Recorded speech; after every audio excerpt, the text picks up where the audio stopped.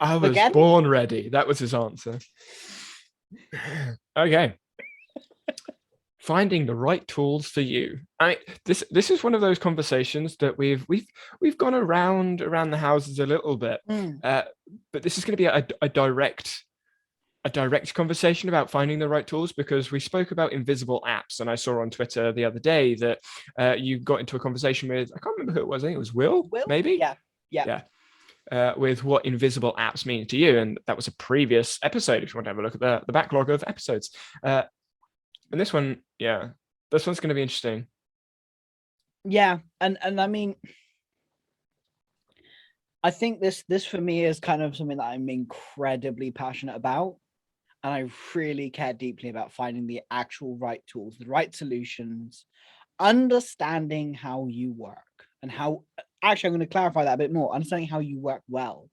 When you're able to work well, you're able to stay in, the flow state, the mystical flow state, which is impossible to get into unless you do a structured beginning. I struggle getting out of flow states. I was going to say cow poo. Cow poo. What? Bullshit. Yes. Why don't you just say bullshit then? Like, yeah, my biggest problem with flow is getting out of it, not staying in it. And once you find the right tools, and I think invisible apps kind of comes into this. It's like, as I said on Twitter, it's not necessary that there is no friction, because that is kind of impossible. The example that Will gave was like paper and pen. Well, that still has friction. You've got to find the paper, you've got to find the right pen, and if the right pen is, there we go, look, see, you got to have paper. You got to have paper and have I think I've got paper. a notepad like in my bag, which is like in the garage somewhere. You've got to have some form. There is always going to be friction. Friction will always exist, no matter what solution you find. It's the right type of friction. The friction, like, I'm going to use a bowling analogy. I'd never bowl, but it's a good analogy. Did a video on bowling. All the science behind it. It was a great video. That is fascinating. I'm going to go look at that in a minute. But it's like, I've got it on my publish. Of course you do. But like, it's like having the barriers go up. It's not ideal. You shouldn't really. You should learn how to bowl, some people would say. But like, the barriers are kind of getting you used to rolling the ball down, like the gutter barriers, I think they're called. Yeah. It's way more fun with barriers, because you just ping it off the sides. I'm never accurate without it. But I haven't bowled since I was like 9, so. Yeah, I haven't bowled for a very long time. And it's like, if you can't work in a certain way, your system should support you. It shouldn't be trying to fix you. It should guide you in the way you work. And this is how finding the right tools matter. If you understand how you work, you can be in flow all the flipping time, because you'll have the capacity to stay in flow, because the tools will guide and support you. And then the friction points is kind of like the barriers are like, hey, come back in the middle. And it can give you that understanding and kind of like the training wheels of you. So like when you get stuck into that perfectionist over performer, because I have different profiles, which you can take in the link below. Ah, look at that. Of like the different profiles of like the baselines of how you function and how you work when things are going wrong. Your system should never, and I think we said this right back in season 1, of like, your system should, like, your systems aren't for when you're working well, they're for when you're not. Systems are only there to support you when things aren't working. If you're having a great day and things are working really well, you don't need system, because things are working. Your system and the tools that you use are there to guide you when things are feeling a little bit wobbly, which from a business perspective is nearly all the time, because business is complicated and hard, and there is no clear, like, step by step in business. And your system kind of supports you in keeping on moving, keeping movement. and to give kind of like a tangible example of this from my life experience, when I had my surgery on my eye, and obviously I couldn't see out of it, looking at screens was essentially impossible. That's why I've stopped streaming, because I just can't look at screens too long, especially with bright lights, which is why the light is now behind there, because I can't have it in front of me. It's just not possible. I could do it for like, I don't know, a couple of minutes for a thumbnail picture, but that's about it. And what I realized during surgery and the rest of it, and looking at screens, is that I needed a screen, not necessarily a screen, but an app that didn't throw too much information at me, and that I could customize in my own way. So with Notion, yes, I can go dark mode or light mode, but the text, I'd either have to zoom in so I could see the text, which would then mean I'd have to change the formatting of the page. The columns weren't working because my eyesight was changing on a daily basis. I was zooming in and out of Notion, and the recurring tasks, sometimes things were going wrong, so I'd have to look at the screen slightly longer than I would want to. And the screen was bigger. I was looking at my tasks and my projects on a big screen, and that's more light. Where I was like, I need it on my phone, and on my phone, Notion isn't as useful. It just isn't for me, which is why Todoist for tasks made way more sense, because Todoist is on my phone. I didn't have to worry about it, so I could just quickly flick my phone on with the lowest brightness, whereas my screens, I'm not going to turn my brightness all the way down for like a couple of seconds and turn my screen off, and yeah, it's just too much hassle. So because my phone's brightness is low, having low brightness plus an easy read widget where there's the task, just do that next, rather than having to push into the app, look at the phone for longer. It was one of those small issues. It's a very small thing, and now I'm out of surgery and it doesn't really matter either way. And the same can be said for my note taking, and the same can be said for events. It's when I had that surgery with my eye, I was like, I don't want to be looking at a screen at all. So I wanted to be on my phone, or I wanted to be on an app that I could change the viewing experience whenever, however I wanted.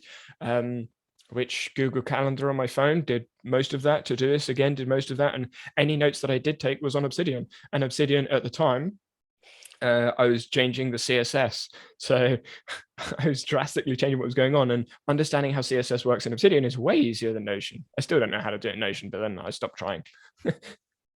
Yeah, and I think that's kind of for you. I think it leads on to our next point of like the sunk cost fallacy of tools and apps.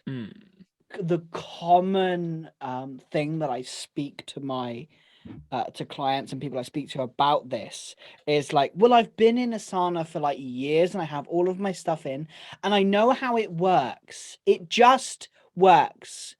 What they actually mean is I'm used to the nonsense that doesn't fit for me. And so it's like describing like and understanding when the sunk cost is just moving past that sunk cost for you, because you literally did a 180 on your system. Like you completely changed everything. You went from Notion, which is very desktop focused, to all mobile focused. Describe, like, did you experience sunk cost fallacy and how did you move past that? I'm really intrigued. Yes, but for a different reason. So moving away from Notion had nothing to do like with not wanting to move away from Notion. Like I wasn't fussed. If there was another app that was better, I was going to move, which is why I tested out so many different apps while still using Notion. I mean, you joked a few times, like, how many apps are you using right now? Oh, like 20, because I was using so many different tools to try and find one that sort of did the thing that I wanted to do at the time. So the sunk cost fallacy wasn't in the tool itself. It was in the amount of effort I'd put on the YouTube channel, because I had done at the time 104-ish videos with I think it was like 20 live streams. So you're looking at close to 200 hours worth of content online about Notion, and there's more of it up now on multiple channels.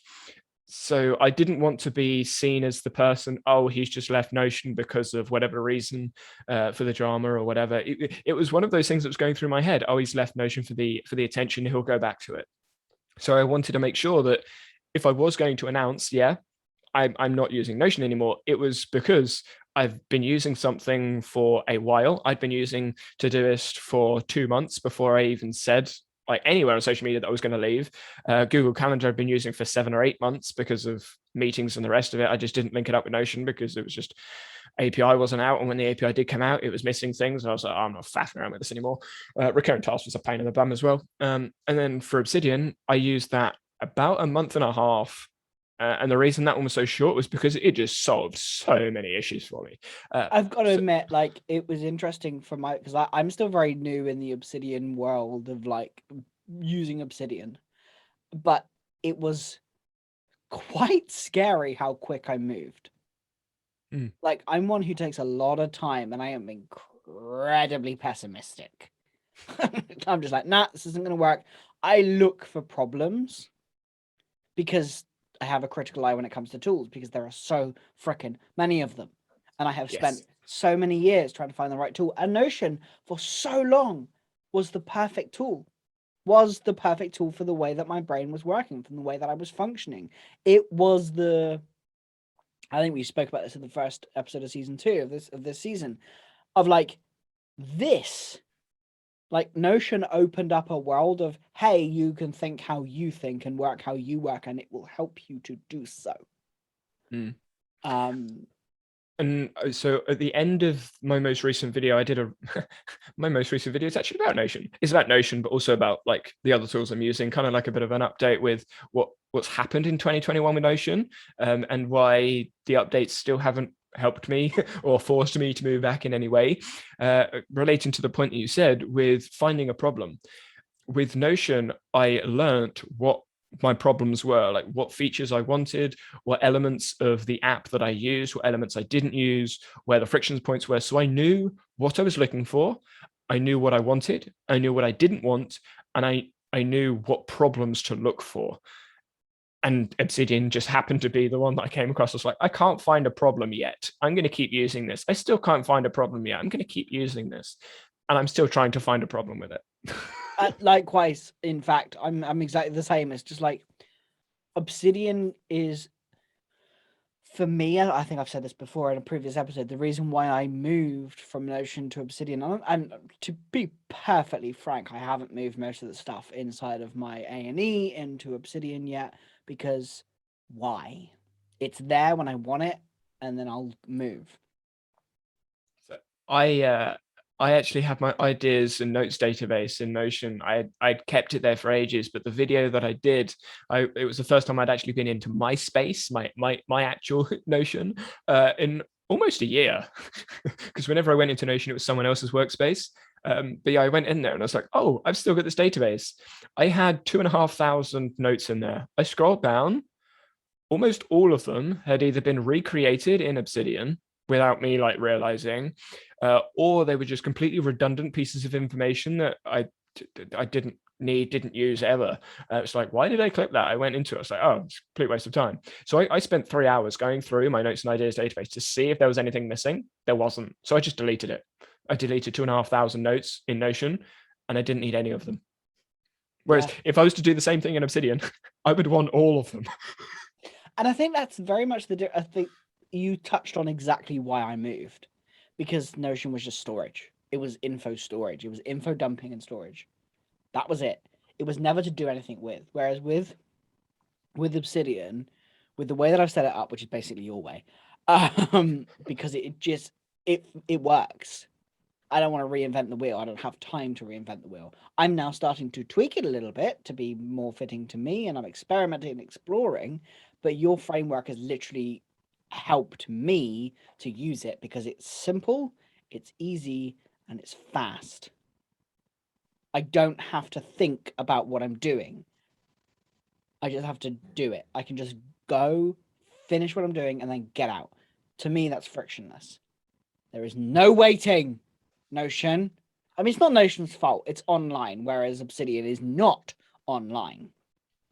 I had my very, very first slow motion slow moment in Obsidian the other day. Do you know what I was doing? I moved a file that had, I think it was like 214, 215, something like that, backlinks. I moved the file to a different folder and it blipped for like a millisecond. I renamed a file that had like 70 something references, so it had to rename 70 files. A blip. Like I typed a letter and I was like, where's that? Oh, it's there. but it renamed 70 files like that. I was like, whoa, okay. And all of those are local files. It's not like a cloud-based, I'm just changing this thing. It renamed 70 files in under a second. Because they're tiny files, and I think that's why Obsidian mattered, and that when to switch and when not kind of subject, because that's really important to kind of touch on, because often there are two schools of thought. There is, I'm just going to keep switching because it's a new shiny object and it looks pretty and it's going to fix everything for me. I'm guilty. Ever does. Guilty too. And then there's the other school of thought of, I've got to stay with what I've got because that's literally all I've got and that's the only thing that's ever going to work and there's never any other option. And it's almost like app loyalty. Also guilty. Cheers, camera. Yeah, and I don't think I'm as guilty of that one because I've used so many tools, but I'm certainly guilty of keeping things in certain places. And this is something that I'm having to sort of relearn, rework myself, in that a lot of the essays, a lot of the research I did at university, I want now. Like I want it now. But I got rid of them all because they were essays, and most of the essays themselves were written in like 3 to 5 hours because I did not care about assessments. You know what I'm going to say, don't you? Yeah, backups. Well, it wasn't oh, I've lost it. It's I deliberately deleted them. I just deliberately got rid of them because I had no intention of using them. Story time now. I'm going to interrupt slightly because I know exactly that experience, because there is a recording. So I used to do music. So that's where I came from for people who are new to us. I was a music teacher. I did music singing. I was a musical theatre kid, but never did musical theatre. But I actually did a qualification, singing exam. And I was talking to a client about my singing exam, where I did music of the night, and how I'm going to link it to my business now, like Phantom of the Opera, The Mask, of how we just do things, and how I managed to connect and find a link. She went, oh, you should get that recording back and like just preview a little bit in your video. It's probably not going to happen. I'm probably not going to do that. I may do that depending on if I must. And I still haven't heard you play the piano. No. I wonder why that. Well, you can't now. It's not in the room. But and the idea, I couldn't find the file even with my backups, and I wanted that file. It was on an SD card. It was on the original SD card. Stayed on the original SD card, backed up. I mean, if I really wanted the essays, I could get them, because obviously I had to submit them. So the university has to have a copy stored for plagiarism purposes, so they can track to see whether someone has copied my essay or not. So I could, if I wanted, get the essay back. But the purpose of me wanting the essays is because I want the references. It's like, I don't actually want the essay. But I mean, so for those familiar with academics, you get marked out of 100. So undergraduate degree, if you get 40 out of 100, it's a pass. 50 is the next grade, then 60, then anything above 70 is first. In masters, it starts at 50 and then goes upwards. So most of my essays averaged, second year, when like I didn't care, they averaged at like 50. Third year, when I cared, they averaged 80 something, like 83, I think was my average. 82.7, something like that, some weird number. But it was way into the firsts. So those essays were written really, really quickly, but I had loads of references, and I want those references back. And when it comes to like the switch of information, I just wish that when I had stored that information, I'd stored the information separately rather than as one summarized project. And kept the individual parts, which is the exact reason why in my notes now I have each individual video as a separate file, rather than just saying, here's a summarized project, end of conversation, like I did with my essays.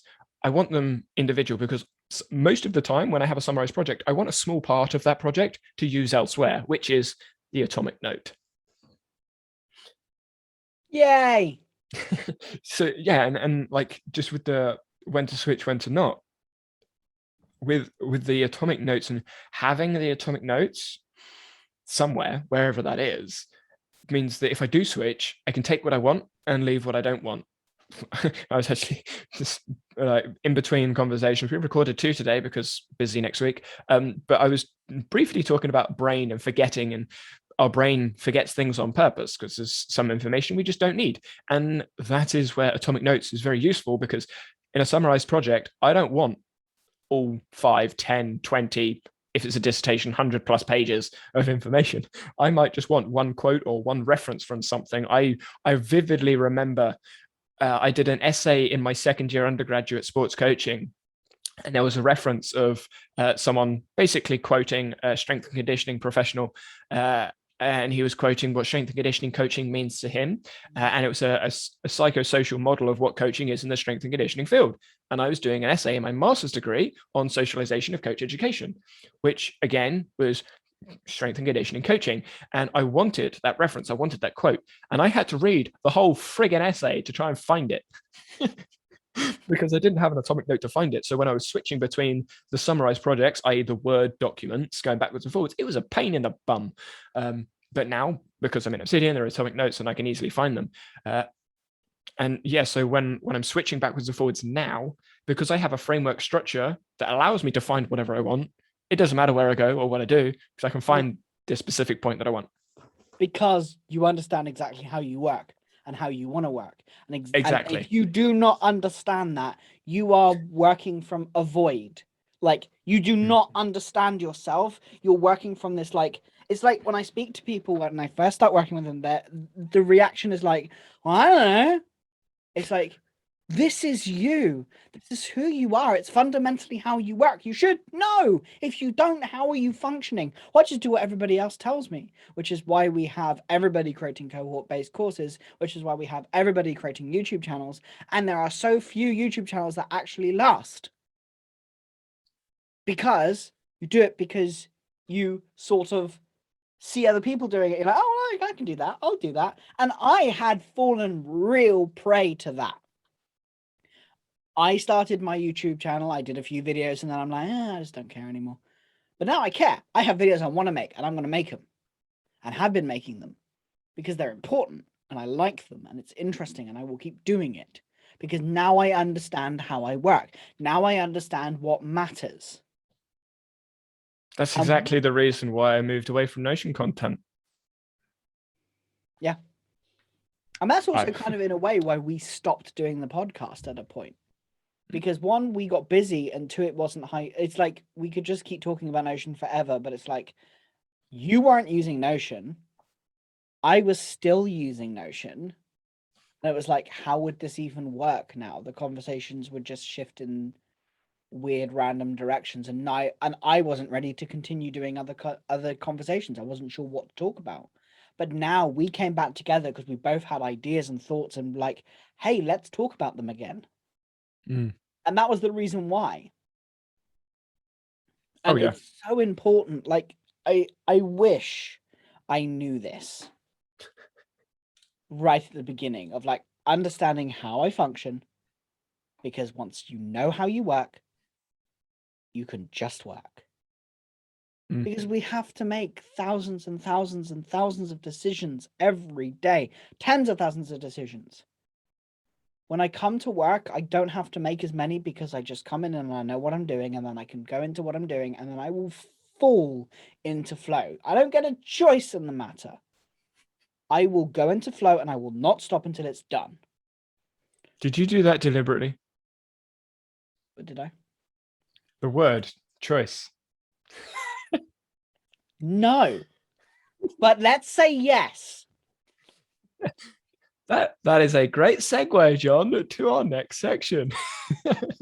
Time to do the meaning of words. And today's meaning of word is choice. Now, for context, because I think this is important specifically for what I was saying, this was originally 2 words put together. We separated them. It was originally choice and decision. I have a piece of content coming out very soon. I don't know whether it will be out by the time this is published, around the difference between choice and decision, but they're often viewed as the same thing. That is a little synonymous. There is a difference. And one of my points actually references why there's a difference. So let's jump into the word, which is in Notion, because why not? Well, you are first because I went first. I was going to say last week, but about 20 minutes ago. Don't ruin it, boy. Seriously. Let's keep the illusion. The illusion that your camera doesn't keep blipping out. Shut up. the tech whiz. I'm just going to keep going until you start talking. It's not fair. So for me, a choice is an influenced decision. Are they the 2 words you used?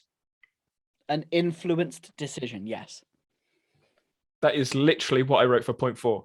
Influenced decision. Really? Word for word. Oh my god, that's so cool. Word for word. Influenced decisions. Wow. Just for reference, we have no idea what the other person has written. No. Wow. Literally, influenced decision. I put decision in quotation marks as well. Did you use the 1 or the 2? Like The 2. 2 quote? Yeah. Same. Wow, I think the only difference is I've weird. got S. I think the only difference I've got S. Wow. Shall we start there then? Yeah, go for it. So, like, wow, that's really cool. That's the first time that's ever happened. Yeah. Normally we have wildly different thoughts on it, but this one, it's like the thought is similar, but we've worded it like drastically differently. So, and we sort of work our way through to a general conclusion. But no, this one literally is just influence decisions. Yeah, because when you're given a choice, you're often given very few choices. You have this one or this one. How did you get to this one and this one? Someone influenced that. Someone or something. Someone or something influenced that, because they went from a decision to a choice. Oh, that's so fascinating. I'm just like, ooh. Yeah. I mean, I put influence decisions mainly for that reason. Like, everyone, anyone, anything, everything influences decisions.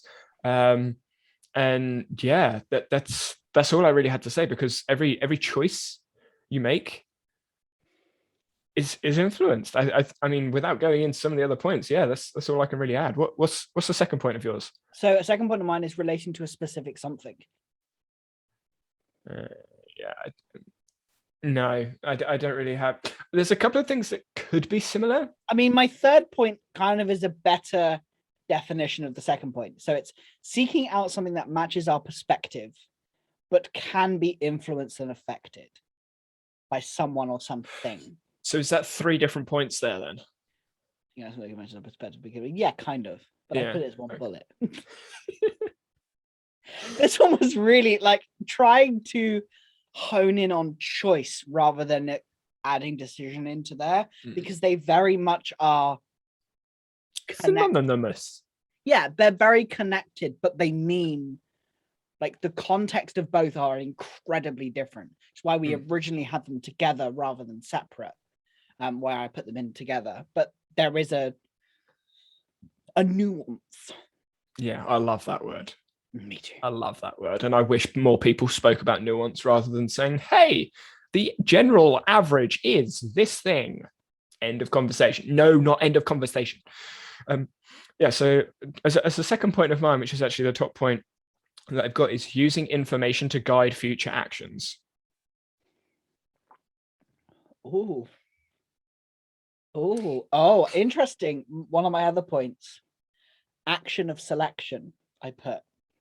So it's like you select an action. So you make a choice between the 2 things, then you take the action with that thing. That's fascinating. Yeah, it's amazing how, go on. my thinking behind the using information to guide future actions comes from my research in fatigue. Mm-hmm. And the Bayesian brain hypothesis of how thinking works. Essentially, in fatigue, you're using interoceptive circuits. Basically, your body is feeling information. This is how fast my heart is going. I'm sweating because of this thing on my blood pressure, and all those sort of interoceptive, those internal cues that your body is receiving, the feeling of something. Your body uses that information and compares that information to newer information once you've made a prediction, to then create future actions. So in fatigue, if your body is telling your brain your heart rate is increasing, your lung capacity, like you're using your lungs a lot, your blood pressure has gone up, and all these different physiological triggers that happen with exercise or happen with stress or happen with something happens, your body then perceives that and go, okay, I'm going to use that information. I'm going to give these future actions, which is what fatigue sort of is. Fatigue is your brain going, okay, we need to restore ourselves, otherwise we're going to burn ourselves into the ground. Let's slow down a bit. And that is a choice, not always a conscious choice, which is actually my second point. So because you've done three, I kind of wanted to like link mine in. And I said the conscious decision between results or unconscious bodily function, because the way I see it is fatigue has an element of choice, an element of conscious choice, but also an element of unconscious choice, because I don't want to say like another point as well all at the same time, but I think there is conscious choices that we make, but there are also unconscious choices that we make, and I think a choice is both.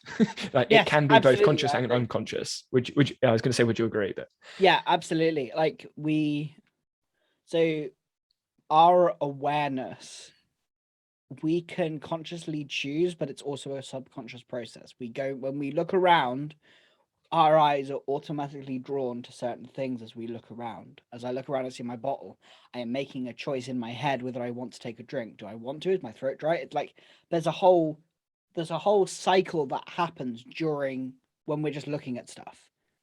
But so it's unconsciously knowing I need to take a drink and then grabbing it and taking a drink because I have to take action.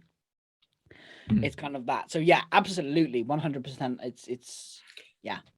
So I'm going to say this. This is my fourth point. So I'm going to add this in. I know you were going first, but I think it's appropriate here. I've put bias is an unconscious choice. Oh. And the way I see it is a bias. We all have bias. We can't avoid bias. It's just something that we all have. It's not a bad thing. It's not a good thing. It's just something we all have. We can choose. We can have a conscious choice, make a conscious choice to change our bias, but it's still unconscious because we don't think about our biases when they're being when they're acting on something that we're doing, but we can choose to change our bias through knowledge, because a choice uses prior beliefs, prior knowledge, prior information, prior education, prior experience, prior communication, everything in the past. It uses the past to fix, to educate, to influence present, which could therefore predict or influence actions for predicting the future. I know that's a really wordy way of saying it, but essentially our brain is predicting what could happen in the future, which is related to our bias, i.e. our past, which is therefore going to change what's happening right now. Hopefully that made sense with the explanation. Yes, yeah. I'm just like, yeah, pretty much. We both seem to have the same perspective and meaning behind choice, sorry. I cannot wait to touch on decision. So one of my points is a restricted decision, which kind of follows onto like an influence decision, but it's also restricted. It is like when you decide something, the word decide means you cut off the other option. Like the option is gone. I shouldn't really touch on that one because that's another word we're going to talk about later. But like to decide is to literally chop, to remove, to delete, to get rid of. A choice is like, these are the things you've got and you can choose whichever one. And it's like, one of the points I was going to put on there is that it's a lie because our bias influences our choice. which is a fascinating concept. And I was like, I nearly put that down. And then I realized a few other points that I liked more. So I kind of decided to get rid of it. That's interesting. So without going into decision, are you saying a choice doesn't have like an end point? That's what it sounds like. Because you said deciding you're chopping something off. Does that mean a choice doesn't have like a I'm not choosing to get rid of that thing. I'm deciding to get rid of that thing, and the choice was whether I make the decision? Yeah, I think so. Which I think so. That's how I've tried to understand Yes. what you said. Yeah, It's sort of that's like you kind have the of choice, and the decision is the result of the choice. That's yes. how it's come across. Yes. Yes. A decision is permanent, a choice is not, in my view. And often a decision is something that you have decided. It is you that have you controlled that. I'm The not sure whether decision I is agree with it being permanent, but I understand what the point behind permanent was, because a decision can always be taken back, I think. that's a topic for another one. Yeah. We have to leave that one alone Yeah. because we're going into decision. And I'm Yeah. So really yeah, well, bringing it back to choice, I think again you can still bring back choices you've made. Like, yes. I can make a choice to brush my teeth every morning. Yeah. And that then becomes an unconscious choice because I've made it so often, it's then become a habit, which is there like a habit and bias towards a certain action. Yeah. That is an unconscious choice I make, but I can consciously choose I'm not going to clean my teeth today.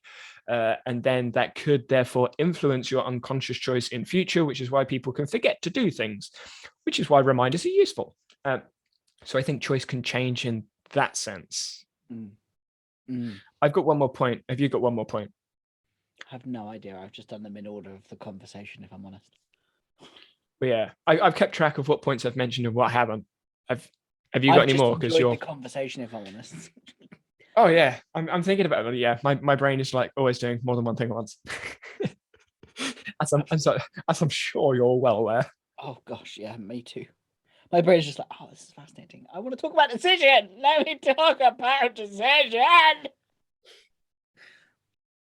So I guess I'll go with my last point then, which you think you may have covered them all, is considering consequences using predictions. Ooh. And this relates mildly back to fatigue, but also looking at making a choice at goals. What is your goal? Yeah. Well, there's going to, the goal, the outcome, the task, the point, why, because there are consequences to each choice.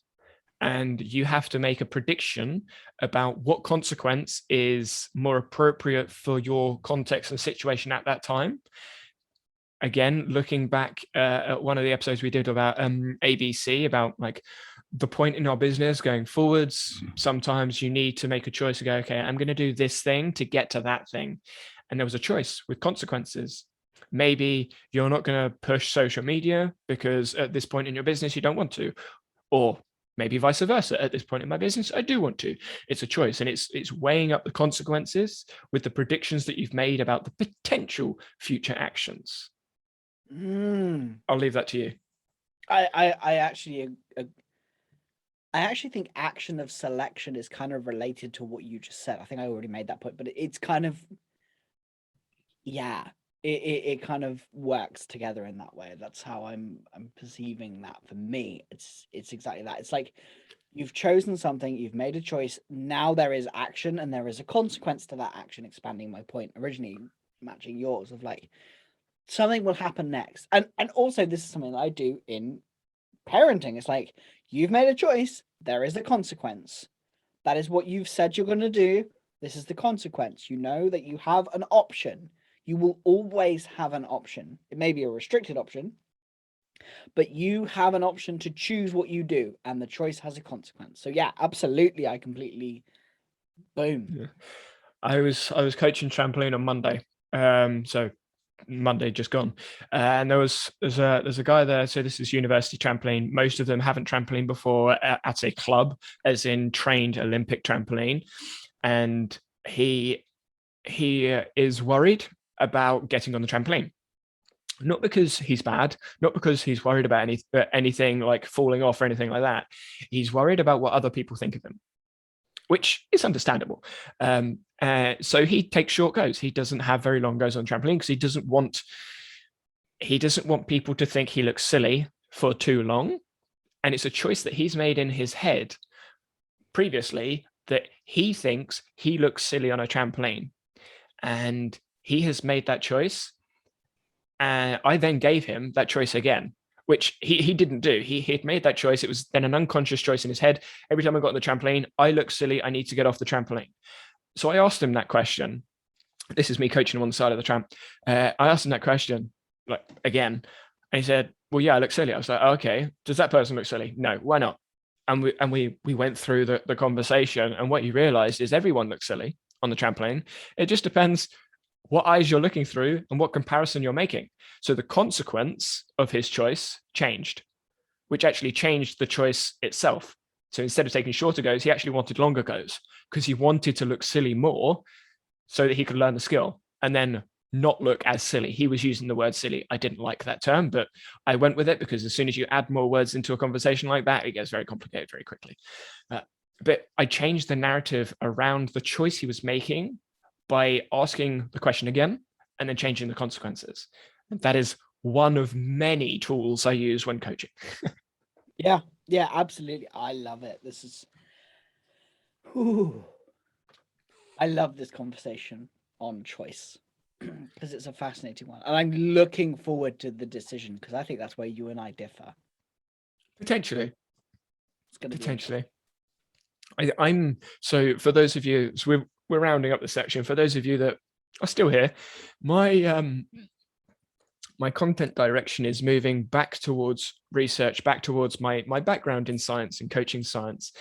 And I think a lot of the conversations that I've had in lecture around a lot of the topics are being had in communities, in those learning communities, but they're being had with individuals that are not coming from a sports coaching background, are not coming from pedagogics or science. They're coming from experience and anecdotal experience, which is perfectly fine. But as soon as you bring in science, research, and an academic mind into those conversations, it can clean up some of what's going on. I see a lot of conversations around different things, and I'm like, we need to clean up what that is. We need to clean up what this is. We need to express a couple of these theories, a couple of these pieces of research that are around in psychology and sociology, so we can clean up this discussion going backwards and forwards, because at the moment it's very much a never-ending backwards and forwards conversation, which is fine, but there's not going to be a protocol, an action, a habit, a result from the conversation apart from just having the conversation.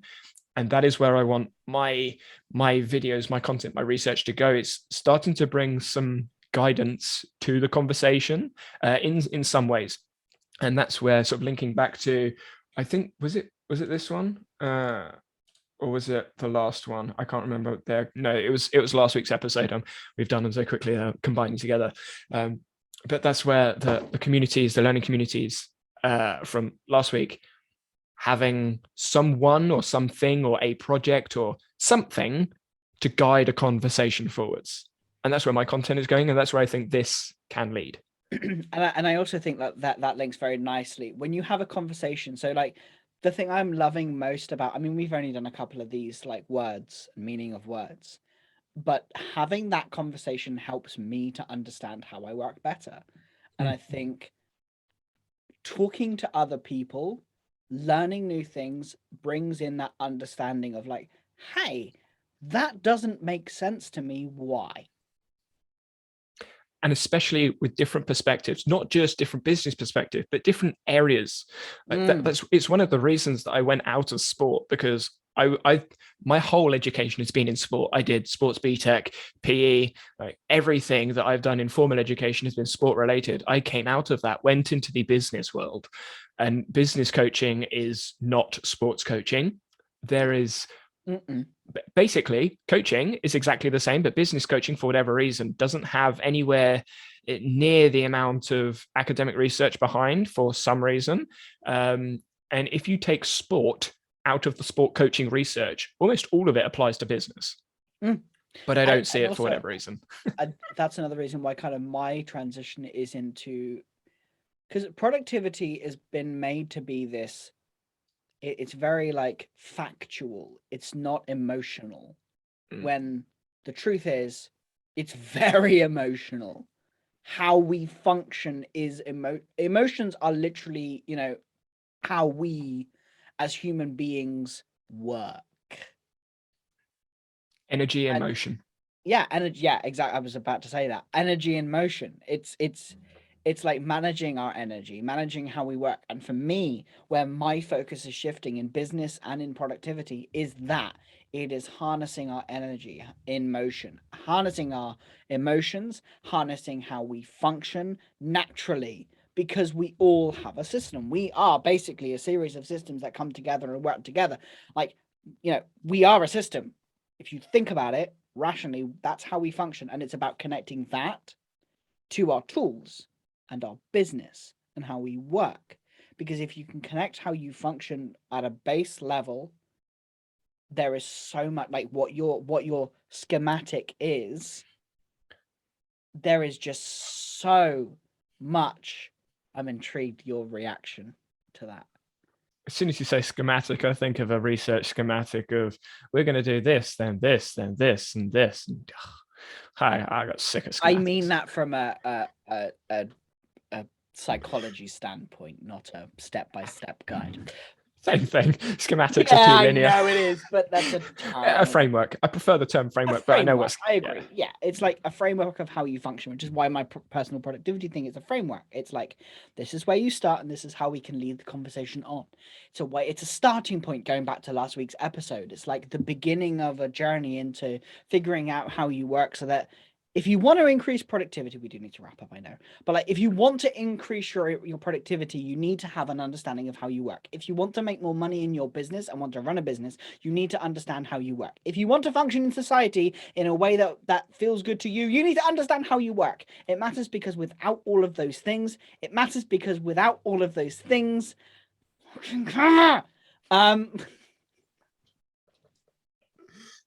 And I lost my train of thought.